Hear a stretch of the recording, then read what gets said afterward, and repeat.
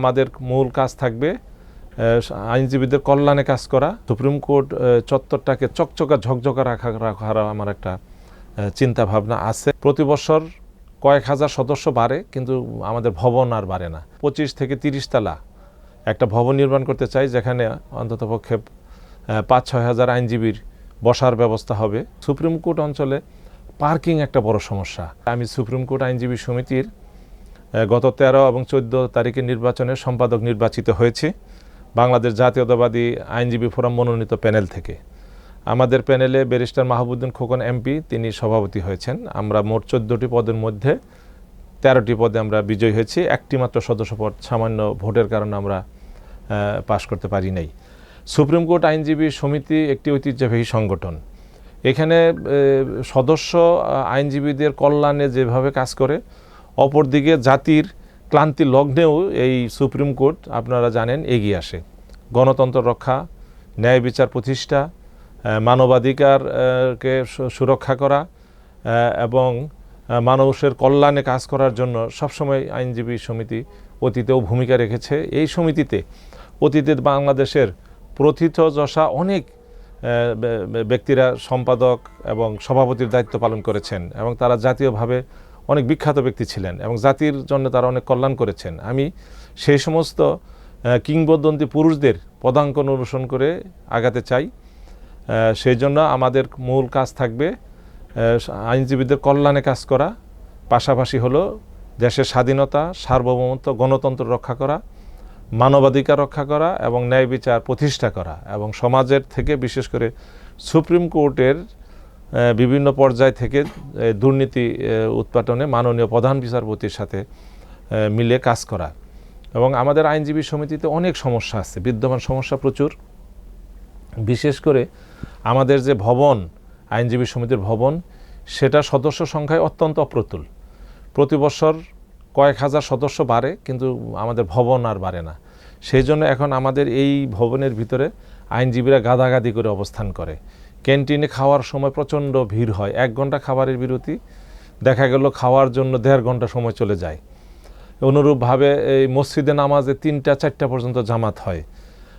আমাদের আরও আইনজীবীদের যে সমস্ত বসার বা একটু রিল্যাক্সের জায়গা আছে, সেখানে তো প্রচণ্ড ভিড়।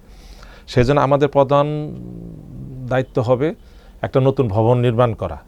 যে কোনোভাবেই হোক মাননীয় প্রধান বিচারপতির অনুমতির সাপেক্ষে এবং মাননীয় প্রধানমন্ত্রীর সহায়তায় আমরা একটা নতুন ভবন নির্মাণ করতে চাই। ইতিপূর্বেও এই একটা ভবন নির্মাণ করার জন্য উদ্যোগ গ্রহণ করা হয়েছে, কিন্তু বিভিন্ন কারণে সেটা সফলতা পায় নাই।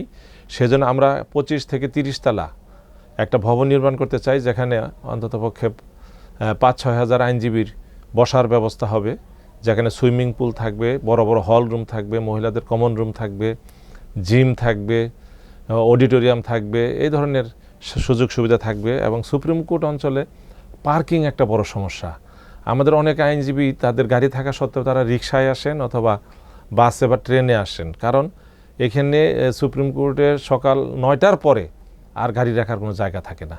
তো সেই জন্য নতুন ভবন তৈরি করতে পারলে সেখানে কয়েকশো গাড়ির পার্কিংয়ের ব্যবস্থাও থাকবে। এছাড়া আমাদের মধ্যে আরও অনেক সমস্যা আছে আইনজীবীদের কল্যাণে। এই বিশেষ করে আইনজীবীরা যখন অসুস্থ হয়ে পড়েন অথবা তাদের পরিবারে কেউ অসুস্থ হয়ে পড়েন, তাদের পাশে দাঁড়ানো, আইনজীবীর সন্তানের বিয়ে অথবা শিক্ষা, এই সমস্ত ব্যাপারে আর্থিক সাহায্য দেওয়ার ব্যাপারেও আমরা উদ্যোগী ভূমিকা পালন করব। এছাড়া আমাদের সুপ্রিম কোর্ট চত্বরটাকে চকচকা ঝকঝকা রাখার আমার একটা চিন্তা ভাবনা আছে। এবং আমাদের কোর্টের টয়লেটগুলো খুবই দুরবস্থা। এই টয়লেটগুলোকে আমরা মাননীয় প্রধান বিচারপতির সাথে আলোচনা ক্রমে টয়লেটগুলোকে আমরা সুন্দর করার জন্য এবং সবসময় ব্যবহার উপযোগী যেন থাকে, সেই জন্য মাননীয় প্রধান বিচারপতির সাথে আলোচনা করে আমরা সেটা উদ্যোগ গ্রহণ করব। মহিলাদের জন্য একটা ডে কেয়ার আছে, সেটা নামে মাত্র ডে কেয়ার, আরও উন্নত ডে কেয়ার স্থাপন করা, এরকম অনেক পরিকল্পনা আমার আছে। বিশেষ করে আইনজীবীদের যে একটা কল্যাণ ফান্ড আছে, বেনাভোলেন্ট ফান্ড বলি আমরা, সেই বেনাভোলেন্ট ফান্ডের বর্তমান অর্থের পরিমাণ হলো 33 লাখ। এটাকে আমরা বৃদ্ধি করতে চাই। এবং আইনজীবী সমিতিতে 35 বছর বয়সের পরে যদি কেউ সদস্য হয়, সে এই বেনাভোলেন্ট ফান্ডের সুযোগ পান না।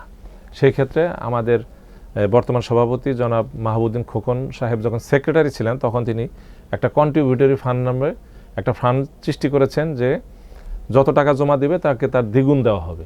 এই কন্ট্রিবিউটরি ফান্ডেরও পরিমাণ বাড়ানো এবং আইনজীবীদেরকে জীবদ্দশায় এই ফান্ড থেকে বেলাবনের ফান্ড বলেন আর কন্ট্রিবিউটরি ফান্ড বলেন যত প্রয়োজনীয় থাকুক সেখান থেকে কোনো টাকা দেওয়া হয় না। একটা মানুষ দেখা গেল যে চিকিৎসার অভাবে টাকার অভাবে চিকিৎসা নিতে পারতেছে না, অথচ তার বেনাবুলেন ফান্ডে লক্ষ লক্ষ টাকা রয়ে গেছে।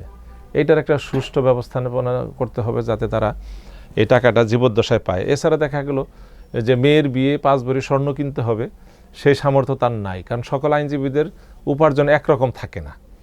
অথবা ছেলেকে বেসরকারি মেডিকেলে বা বিশ্ববিদ্যালয়ে পড়াবে বা ইঞ্জিনিয়ারিং পড়াবে, তার বেনাবুলেন ফান্ডে টাকা আছে কিন্তু টাকার অভাবে সে পড়ালেখা করাতে পারে না, অথবা বিদেশে পড়াতে পাঠাবে টাকার অভাবে পারে না। সেজন্য চেষ্টা থাকবে যে তারা যেন জীবদ্দশায় অতীব প্রয়োজনে, আমি যে প্রয়োজনগুলোর কথা বললাম এরকম প্রয়োজনে যেন তারা আর্থিক সহায়তা পায়, সেই ব্যাপারেও আমি কাজ করার চেষ্টা করব। কতটুকু সফল হব জানি না, তবে আপনাদের দোয়া সহযোগিতা চাই এবং বিশেষ করে সাংবাদিকদেরকে আমি কৃতজ্ঞতা জানাবো, ধন্যবাদ জানাবো। আমাদের কোর্টে যারা সাংবাদিকরা প্রতিদিনই থাকেন কোর্ট রিপোর্টার হিসাবে বা বিভিন্ন সংবাদ মাধ্যমের তারা স্টাফ রিপোর্টারও, কেউ কেউ সিনিয়র স্টাফ রিপোর্টারও আছেন, আরও পদস্থ সাংবাদিকরাও এখানে ডিউটি করেন। তারা সবসময় আমাদেরকে, বা বিশেষ করে আমি বলবো আমাকে, তারা অনেক সহযোগিতা করেছেন, আমার পক্ষে পজিটিভ নিউজ করেছেন এবং সকলের সহায়তায় আমি নির্বাচিত হয়েছি। যারা আমার পক্ষে কাজ করেছেন তাদেরকে ধন্যবাদ জানাচ্ছি, যারা ভোট দিয়েছেন তাদেরকে প্রতি কৃতজ্ঞতা জানাচ্ছি, যারা আমার জন্য দোয়া করেছেন তাদেরকেও আমি তাদের স্মরণ করছি বা তাদেরকে প্রতি কৃতজ্ঞতা জানাচ্ছি। সকলের প্রচেষ্টায় আলহামদুলিল্লাহ আমি নির্বাচিত হয়েছি।